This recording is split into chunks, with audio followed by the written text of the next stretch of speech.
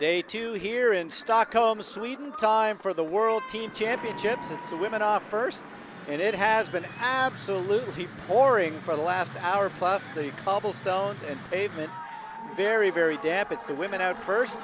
A small group of about 5 or 6. Vanek from Hungary, one of the first out of the water, but you can see Lisa Norden has taken her place up front as she has all weekend long. Norden coming off the bike. It looks to be a group of about 6 or 7. Jessica Harrison in that group as well, but Lisa Norden the first to make the tag. It'll be Per Wengel going back into the water, so the home country will have the lead even for just a short period of time. 300 meters for the swim, 2 laps times 3 kilometers on the bike, and 2 times 1K on the run. Here come the men. Buchholz just coming in through the group. There's Will Clark as well, and they'll go out onto a very damp section of road. You can see now a small group of about 4 or 5 in a breakaway. Tony Moulay, a part of that group. Alexandre Fabian as well in there. Can the French come through? They certainly have a solid team.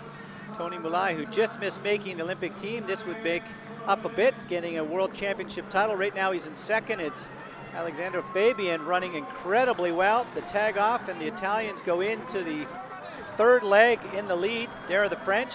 Buchholz had one of the day's fastest runs to put them into third place. One of the surprising things, the British team well back. They're going to have to try to make up some time right now. Don Stanford, one of the British athletes, trying to get themselves back into contention here. You would have thought the Brits would have been in this all day long, but they are a further bit back right now. A long transition up that hill. A bit of reprieve, and it's Annie Hoag from Germany riding incredibly well. She has pulled away from some of the other competitors, and it'll be Germany going out onto the run. Stefan Eustace, the anchor leg. Here you can see the rest of the athletes coming out, but Annie Hoag will be leading, and she hands off to Stefan Eustace, who last year was able to get them onto the podium. Eustace into the water. He'll have about a 28-second lead. There you can see the British team with Jonathan Brownlee. The German second team going into the water as well. Off out of the water. Half of that lead has been cut away as Stefan Eustace has lost a bit of time. There's Brownlee right there, an incredible swim. You can see right there Stefan Eustace in the lead, and he's down. Stefan Eustace is sliding across the pavement. That is a tough spot. Now it is Johnny Brownlee and Vincent Louis who have taken over the lead, first and second, side by side. They just have 2 kilometers to go to decide who will be the world team champions, and it looks like Johnny Brownlee pulling away from Vincent Louis. Louis was third yesterday on the sprint championships, and they got 1 more lap to go. There's Johnny Brownlee, 1 kilometer to go. Can he hold on? Look at the rain now. It's absolutely teeming down. It is Johnny Brownlee, who last year won the team sprint championships and the individual sprint, and there they come. It's Vincent Louis now with about 600 meters to go, but John Brownlee with about a 10-second lead, and he is going to carry home another gold medal for Great Britain. What a summer it has for the Brownlees. Gold for Great Britain. Johnny Brownlee, the anchorman, bringing it home. Here comes Vincent Louis down the finishing chute. He was third yesterday individually. He'll be a silver medalist today for the French team. And I think it's the Russians out in third. In fact, it was the Germans who should have been on the podium, but they went down in a crash. And Alexander Burkankov, the big Russian, comes home in third place. Team Russia third, silver to the French, but an incredible day for the British team, and Johnny Brownlee getting it done. Will Clark, a great effort as well. And there you can see Russia, France, and the success for the British team as they claim gold here in Stockholm for the World Team Championships.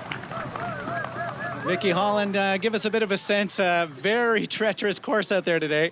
Yeah, it was pretty dangerous, but as long as you respect it, it wasn't awful. You know, most of us managed to stay upright. There were a few crashes, but we anticipated that on the cobbles in the rain.